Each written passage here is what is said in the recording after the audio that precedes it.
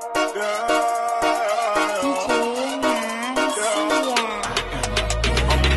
Gang, gang, gang, and we bout to go off.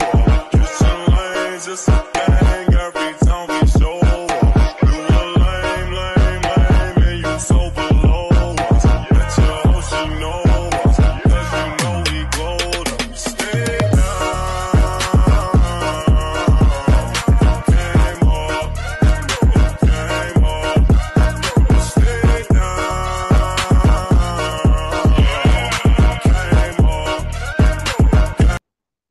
Assalamualaikum warahmatullahi wabarakatuh. Shalom, Om Swastiastu, Namo Buddhaya, dan salam kebajikan. Yang saya hormati, Bapak dosen pengampu mata kuliah Metabolisme Gizi, Bapak Abdul Malik Asikin, SPI, MKes, dan teman-teman sekalian yang telah hadir pada pertemuan kali ini. Sebelumnya, perkenalkan nama saya Melati Rana Putri, selaku moderator dari kelompok 1 kelas D yang akan memandu jalannya presentasi kali ini. Baiklah teman-teman, pada pertemuan kali ini kami akan menjelaskan materi terkait metabolisme zat anti gizi. Namun sebelumnya, izinkan saya untuk memperkenalkan anggota kelompok saya terlebih dahulu. Yang pertama ada Aisyah Gafur dengan NIM 23050550154. Yang kedua ada Najwa Aulia Asyab dengan NIM 23030550158. Yang ketiga ada Aulia Rafiatul Adawiyah dengan NIM 23030550159. Yang keempat ada Keisha Juwita Ratu dengan NIM 23030550160. Yang keempat ada saya sendiri Melati Triana Putri dengan NIM 23030550162. Dan yang terakhir ada Akila Hanamutia dengan NIM 23030550177. Baiklah teman-teman, untuk mengefisienkan waktu, adapun topik pembahasan yang akan kami jelaskan pada materi kali ini terbagi atas 4. Yang pertama adalah definisi proses metabolisme. Selanjutnya yang kedua yaitu definisi zat anti gizi dan contohnya. Yang ketiga ada proses metabolisme zat anti gizi. Dan yang terakhir adalah contoh kasus. Baiklah teman-teman, untuk mengefisienkan waktu, materi pertama akan dibawakan oleh presenter pertama. Kepadanya dipersilahkan. Baik, terima kasih atas kesempatan yang telah diberikan. Jadi di sini saya akan menjelaskan mengenai definisi dari proses metabolisme. Nah, metabolisme sendiri adalah proses yang terjadi di dalam tubuh untuk mengubah makanan yang kita makan menjadi energi dan bahan yang dibutuhkan tubuh untuk bertumbuh, bergerak, dan melakukan berbagai fungsi lainnya. Secara sederhana, metabolisme juga ini adalah cara tubuh mengolah makanan menjadi energi dan bahan-bahan yang dibutuhkan untuk menjaga agar tubuh tetap sehat dan berfungsi dengan baik. Proses ini terdiri dari 2 bagian utama, yaitu katabolisme dan anabolisme. Nah, katabolisme sendiri itu merupakan proses pemecahan molekul besar dan kompleks menjadi molekul yang lebih sederhana dan kecil. Katabolisme sendiri ini menghasilkan energi seperti kalori dari makanan yang dicerna tubuh. Contohnya itu seperti respirasi, glikolisis, diaminasi, oksidatif, pemecahan lemak, dan pemecahan jaringan otot. Yang kedua itu adalah anabolisme. Anabolisme ini merupakan proses pembentukan molekul kompleks dari molekul-molekul kecil yang lebih sederhana. Anabolisme ini memungkinkan tubuh untuk tumbuh dan memperbaiki kerusakan jaringan.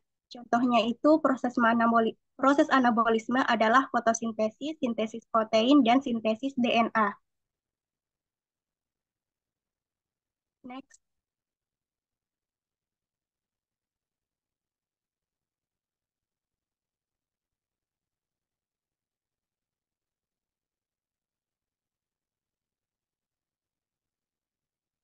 Baik, materi yang kedua itu adalah zat anti gizi dan contohnya. Nah, zat anti gizi ini merupakan senyawa yang ditemukan dalam berbagai makanan yang dapat menghambat penyerapan atau penggunaan zat gizi yang penting dalam tubuh. Zat ini sering sekali berfungsi sebagai mekanisme pertahanan tanaman terhadap herbivora atau patogen. tetapi dapat memberikan dampak negatif pada kesehatan manusia jika dikonsumsi dalam jumlah yang signifikan. Contohnya itu ada fitat, oksalat, tanin, dan glukosinolat. Yang pertama itu ada fitat, yang dimana fitat ini dapat ditemukan dalam biji-bijian dan kacang-kacangan yang dapat mengikat mineral dan mengurangi penyerapan zat gizi tersebut di usus. Yang kedua ada oksalat, yang dimana oksalat ini terdapat dalam bayam dan rubat yang dapat mengikat kalsium sehingga dapat mengurangi ketersediaan kalsium untuk digunakan oleh tubuh. Yang kemudian ada tanin, yaitu senyawa polifenol yang dapat ditemukan dalam berbagai tumbuhan, terutama dalam kulit kayu, daun, buah-buahan tertentu seperti apel, anggur, dan teh, serta biji-bijian. Fungsi tanin sendiri itu dapat dijadikan sebagai antimikroba dan antiinflamasi, antioksidan, pengendalian pencernaan, serta proteksi terhadap herbivora. Yang terakhir itu ada glukosinolat, yang dimana glukosinolat ini adalah senyawa sulfur yang terdapat dalam tumbuhan keluarga Brassicaceae seperti kubis, brokoli, lobak, dan kale, serta beberapa tumbuhan lainnya. Fungsinya sendiri itu sebagai pertahanan tanaman, dan sebagai manfaat kesehatan manusia. Itu saja dari saya. Selanjutnya saya berikan kepada pemateri berikutnya. Oke, baik. Terima kasih atas kesempatannya. Selanjutnya kita masuk ke topik pembahasan mengenai proses metabolisme zat anti gizi di dalam tubuh. Nah, pada kesempatan ini kami akan mengambil dua contoh zat anti gizi, yakni ada tanin dan oksalat. Pertama-tama kita akan membahas proses metabolisme zat anti gizi, yakni tanin, yang meliputi dua pencernaan. Yang pertama itu ada pencernaan di lambung dan pencernaan di usus halus. Pencernaan di lambung meliputi dua bagian, ada hidrolisis awal dan interaksi dengan protein. Yang pertama itu ada hidrolisis awal. Nah, di lambung, tanin terhidrolisis dalam lingkungan asam pH atau pH rendah. Proses ini memecah beberapa ikatan dalam tanin, meskipun banyak tanin tetap utuh.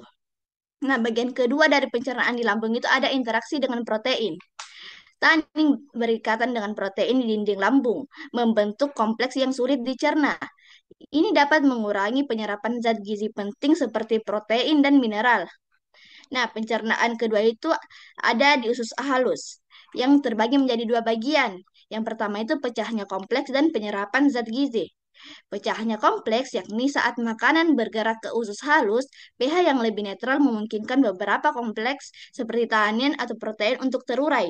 Namun, banyak kompleks tidak dapat dicerna. Nah, bagian kedua itu ada penyerapan zat gizi. Tanin menghambat penyerapan zat gizi dengan mengendapkan protein dan mineral. Hal ini dapat menyebabkan defisiensi zat gizi jika makanan tinggi tanin dikonsumsi secara berlebihan. Next slide.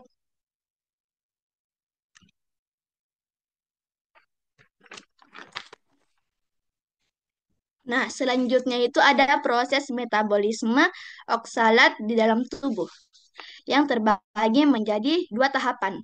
Pertama itu ada tahap penyerapan dan tahap ekskresi. Pertama itu kita membahas mengenai tahap penyerapannya. Setelah dikonsumsi, oksalat diserap di usus halus. Penyerapan ini dipenuhi oleh faktor-faktor seperti komposisi makanan dan keberadaan kalsium. Oksalat yang terikat dengan kalsium dalam saluran pencernaan tidak diserap dengan baik, sehingga mengurangi jumlah oksalat yang masuk di sirkulasi darah. Nah, tahapan selanjutnya itu ada ekskresi. Setelah diserap, oksalat masuk ke dalam aliran darah dan didistribusi ke berbagai jaringan. Oksalat ini tidak dimetabolisme lebih lanjut dalam tubuh dan sebagian besar diekskresikan melalui ginjal. Oksalat yang berlebih dikeluarkan melalui urin. Dalam proses ini, oksalat dapat berikatan dengan kalsium untuk membentuk kristal kalsium oksalat. Jika konsentrasi oksalat dalam urin tinggi, dapat terjadi pengendapan kristal kalsium oksalat yang merupakan penyebab umum batu ginjal. Sekian materi dari saya, selanjutnya saya serahkan ke pemateri selanjutnya. Baik, terima kasih atas kesempatan yang telah diberikan. Jadi di sini saya akan membahas terkait Contoh kasus metabolisme zat anti gizi yaitu dari oksalat. Ani adalah seorang vegetarian yang sangat memperhatikan asupan sayur dan buah-buahannya. Ia sering mengonsumsi bayam dan ubi sebagai sumber gizinya. Namun, belakangan ini, Ani sering merasakan nyeri pada pinggang dan kesulitan buang air kecil. Setelah berkonsultasi dengan dokter, Ani didiagnosis mengalami batu ginjal. Nah, di sini pertama-tama kita akan menganalisis kasusnya. Ada penyebab. Penyebab yang pertama itu ada oksalat dalam makanan. Sayuran seperti bayam dan ubi mengandung oksalat dalam jumlah yang cukup tinggi. Oksalat dapat berikatan dengan kalsium, membentuk kalsium oksalat yang merupakan komponen utama batu ginjal. Lalu penyebab yang kedua itu ada konsumsi berlebihan. Konsumsi sayuran tinggi oksalat dalam jumlah berlebihan tanpa diimbangi dengan asupan cairan yang cukup itu dapat meningkatkan resiko pembentukan batu ginjal. Lalu selanjutnya itu dampak. Dampak yang dapat dialami oleh Ani yang pertama itu ada batu ginjal. Kalsium oksalat yang terbentuk dapat mengendap di ginjal dan membentuk batu ginjal. Lalu yang kedua itu ada nyeri. Batu ginjal itu dapat menyebabkan nyeri yang hebat pada pinggang, perut bagian bawah atau selangkangan. Lalu yang terakhir itu ada gangguan saluran kemih. Batu ginjal dapat menyumbat saluran kemih, menyebabkan kesulitan buang air kecil, darah dalam urin, atau infeksi saluran kemih. Penanganan yang dapat diberikan dalam kasus ini yaitu ada dua. Yang pertama ada modifikasi pola makan dan yang kedua itu ada pengobatan medis. Nah, yang modifikasi pola makan ini terbagi menjadi 4 cara. Yang pertama itu ada batasi makanan tinggi oksalat. Dengan mengurangi konsumsi sayuran tinggi oksalat seperti bayam, ubi, coklat, kacang-kacangan, dan beberapa jenis buah-buahan. Lalu cara yang kedua itu ada tingkatkan asupan cairan. Minum banyak air putih itu dapat membantu mengeluarkan oksalat dari tubuh melalui urin. Lalu cara yang ketiga itu ada konsumsi makanan kaya kalsium. Konsumsi makanan kaya kalsium seperti susu, keju, dan yogurt dapat membantu mengikat oksalat di saluran pencernaan sehingga tidak mudah diserap tubuh. Namun, perlu diingat bahwa konsumsi kalsium yang berlebihan itu juga tidak baik. Lalu yang terakhir itu ada konsumsi makanan kaya vitamin B6. Vitamin B6 dapat membantu memecah oksalat dalam tubuh. Makanan kaya vitamin B6 antara lain itu ada pisang, alpukat, dan kentang. Lalu ada juga pengobatan medis dengan dua cara. Yang pertama itu ada obat-obatan. Dokter ini dapat memberikan obat-obatan untuk membantu melarutkan batu ginjal atau mengurangi nyeri. Lalu cara yang kedua itu ada prosedur medis. Jika batu ginjal terlalu besar atau menyebabkan komplikasi, diperlukan prosedur medis seperti litotripsi menggunakan gelombang suara untuk memecah batu atau operasi. Sekian materi yang dapat saya sampaikan, saya serahkan kepada pemateri selanjutnya.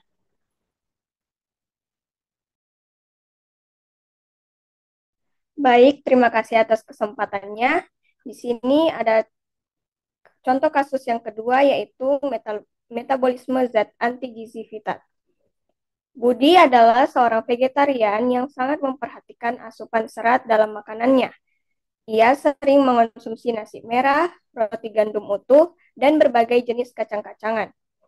Namun, belakangan ini Budi sering merasa lelah, mudah pusing, dan sering sakit kepala. Setelah berkonsultasi dengan dokter, Budi didiagnosa mengalami anemia. Di sini ada penyebab yang pertama yaitu Fitat dalam makanan. Makanan yang dikonsumsi Budi seperti nasi merah, roti gandum utuh, dan kacang-kacangan yang kaya akan Fitat mengikat zat besi dalam makanan sehingga tubuh kesulitan menyerap zat besi yang dibutuhkan untuk membentuk sel darah merah. Penyebab yang kedua yaitu kekurangan zat besi. Akibat terhambatnya penyerapan zat besi, Budi mengalami kekurangan zat besi yang menyebabkan anemia. Yang kedua ada dampak. Dampak yang pertama yaitu anemia. Anemia membuat Budi merasa lelah, mudah pusing, dan sering sakit kepala karena tubuh kekurangan oksigen yang dibawa oleh sel darah merah. Dampak yang kedua yaitu kelemahan tubuh. Kekurangan zat besi juga dapat melemahkan sistem kekebalan tubuh, sehingga Budi lebih mudah terserang penyakit. Yang ketiga, penanganan. Di sini ada modifikasi pola makanan. Yang pertama ada peredaman dan perkecambahan. Sebelum mengonsumsi biji-bijian dan kacang-kacangan, rendam terlebih dahulu selama beberapa jam atau perkecambahankan. Proses ini dapat mengurangi kandungan fitat. Yang kedua ada fermentasi. Konsumsi makanan hasil fermentasi seperti tempe, natto, atau yogurt yang terbuat dari kacang-kacangan dapat mengurangi kandungan fitat. Yang ketiga, kombinasi makanan. Konsumsi makanan yang kaya vitamin C bersamaan dengan makanan sumber zat besi dapat meningkatkan penyerapan zat besi. Contohnya, minum jus jeruk saat makan nasi merah. Yang keempat, diversifikasi makanan. Jangan hanya mengandalkan satu jenis makanan sebagai sumber zat besi. Konsumsi berbagai jenis makanan seperti daging merah, unggas, ikan, dan sayuran hijau berdaun gelap untuk mendapatkan zat besi dari sumber yang berbeda. Yang kedua ada suplementasi. Konsultasi dokter. Jika dengan mengubah pola makan saja belum cukup mengatasi anemia, dokter mungkin akan memberikan suplemen zat besi. Baik, sekian dari saya serahkan ke pemateri selanjutnya. Baik, sebelumnya terima kasih atas kesempatannya. Di sini kita akan membahas contoh kasus ketiga terkait dengan tanin, yang merupakan salah satu zat anti gizi. Jadi seorang pria berusia 40 tahun memiliki kebiasaan mengkonsumsi teh hitam dan kopi dalam jumlah besar, yaitu 5-6 cangkir per hari, terutama setelah makan. Dia mulai mengalami kelelahan, pusing, dan penurunan stamina, meskipun asupan makanannya itu bergizi. Baik, di sini kita akan membahas terkait penyebab dari kasus tersebut. Yang pertama itu adalah konsumsi berlebihan minuman yang kandungan taninnya itu tinggi. Jadi teh hitam dan kopi mengandung tanin yang mengikat zat besi di saluran cerna, terutama zat besi non-hema dari sumber nabati seperti sayuran hijau dan juga sereal. Jadi bahkan sebagian kecil zat besi hema dari daging itu dapat mempengaruhi jika konsumsi tanin itu berlebihan. Yang kedua itu adalah kebiasaan konsumsi setelah makan. Tanin dari teh atau kopi diminum segera setelah makan itu dapat mengganggu penyerapan zat besi dari makanan yang baru saja kita konsumsi. Dan yang ketiga itu kurangnya kompensasi asupan penyerapan zat gizi. Tidak ada usaha untuk meningkatkan penyerapan zat besi melalui vitamin C atau pengaturan pola makan. Sehingga penyerapan zat besi itu terganggu secara kumulatif. Selanjutnya itu dampak apa saja yang bisa ditimbulkan? Yang pertama adalah penurunan penyerapan zat besi. Anemia defisiensi besi berkembang menyebabkan kelelahan dan gangguan kognitif. Hal ini terjadi karena adanya gangguan metabolisme zat besi yang menyebabkan cadangan zat besi itu menipis, meskipun asupan makanannya cukup. Yang kedua itu adalah efek sistemik, yang dimana terjadi penurunan stamina karena pengangkutan oksigen yang tidak efisien oleh darah, sehingga produktivitas kerja itu menurun dan aktivitas sehari-hari menjadi terganggu. Dan dampak yang terakhir itu adalah risiko jangka panjang, yang dimana defisiensi zat besi kronis dapat meningkatkan risiko infeksi dan penurunan daya tahan tubuh. Baik, selanjutnya untuk penanganan dalam kasus ini ada beberapa langkah yang bisa kita lakukan. Yang pertama itu mengatur konsumsi teh dan kopi. Jadi kita perlu mengurangi teh atau kopi sehari menjadi 1 sampai 2 cangkir. Selanjutnya menghindari konsumsi teh atau kopi dalam waktu 1 sampai 2 jam sebelum dan juga sesudah makan utama. Yang kedua, memaksimalkan penyerapan zat besi. Sumber vitamin C itu dapat kita tambahkan dari jeruk, kiwi, atau stroberi ke dalam diet untuk meningkatkan penyerapan zat besi. Dan juga mengkonsumsi zat besi heme dari daging merah, hati, atau unggas untuk mengatasi defisiensi lebih cepat karena zat besi heme lebih sedikit dipengaruhi oleh tanin. Yang ketiga itu adalah suplemen zat besi. Jika anemia sudah parah, diberikan suplemen zat besi oral di bawah pengawasan dokter. Dikonsumsi bersama vitamin C untuk meningkatkan absorpsi. Dan penanganan yang terakhir yaitu adalah pengawasan kesehatan. Pemeriksaan rutin kadar hemoglobin, hematokrit, dan ferritin untuk memantau perbaikan anemia, dan juga konsultasi dengan ahli gizi untuk pola makan yang seimbang. Mungkin itu saja dari saya kembalikan ke moderator. Baik, itulah tadi materi yang telah kami paparkan. Adapun kesimpulan dari materi kali ini adalah, jadi metabolisme adalah proses penting dalam tubuh yang mengubah makanan menjadi energi dan bahan yang dibutuhkan untuk pertumbuhan dan fungsi tubuh. Proses ini terdiri dari dua bagian utama, yaitu katabolisme yang berarti pemecahan molekul besar menjadi molekul kecil yang menghasilkan energi, dan anabolisme yang berarti pembentukan molekul kompleks dari molekul sederhana yang mendukung pertumbuhan dan perbaikan jaringan. Zat anti gizi adalah senyawa yang ditemukan dalam berbagai makanan yang dapat menghambat penyerapan atau penggunaan zat gizi penting dalam tubuh seperti fitat, oksalat, dan tanin, di mana contoh fitat yaitu mengikat mineral seperti zat besi dan kalsium, mengurangi ketersediaan mereka untuk diserap. Oksalat dapat menyebabkan pembentukan batu ginjal dengan berikatan dengan kalsium, dan tanin mengurangi penyerapan protein dan mineral dengan membentuk kompleks sulit dicerna. Secara keseluruhan, pemahaman tentang metabolisme dan dampak zat anti gizi sangat penting untuk menjaga kesehatan dan mencegah kekurangan nutrisi. Jadi itulah tadi kesimpulan yang menjadi bagian akhir sekaligus bagian penutup dari presentasi kami kali ini. Saya harap segala materi yang telah kami paparkan dapat memberikan pemahaman serta dampak positif bagi teman-teman sekalian.